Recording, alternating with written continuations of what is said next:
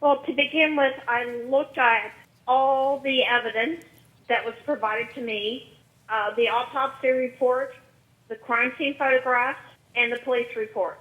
All right, and out of this, you looked at close to 400 images from the Sheriff's Department and medical examiner, 70 color prints, the autopsy report, all of that, and you drew some conclusions from there. Let's begin with the entrance to the crime scene. There is a do not disturb sign on the door. When you get to the area of the body, it's a white shower.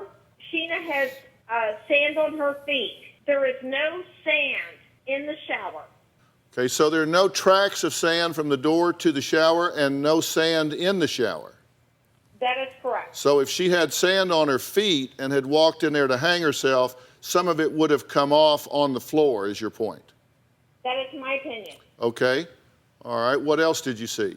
I also saw the position of her clothing. Number one, if she had hung herself, her pants would have been bunched up to the calves of her legs.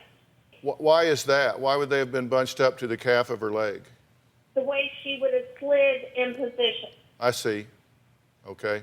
But instead, her feet are under her pants, consistent with her being either positioned or dragged to that position.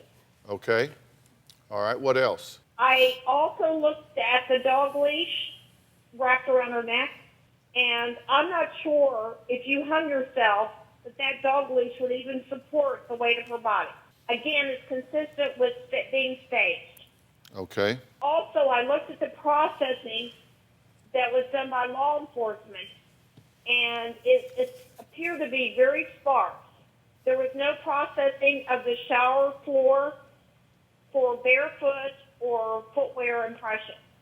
Also, I don't know that a lot of the processing that could have been done was done in this case. Did they check the walls for DNA or the leash for DNA or any of the surfaces that a perpetrator might have touched in trying to move the body or position it within the space? Well, the things that I would have physically evidence-wise conducted in this case, I would have began at the very entrance where the do not disturb sign is, looking for fingerprints or touch DNA on the do not disturb sign. Also, I would have done touch DNA on the dog leash and also around her neck. You could do swabs around her neck, her clothing, the shower head, the wall surrounding her body, but I don't see that any of this was done. Ready to get real? Subscribe to the Dr. Phil Show YouTube channel for exclusive videos you won't see anywhere else.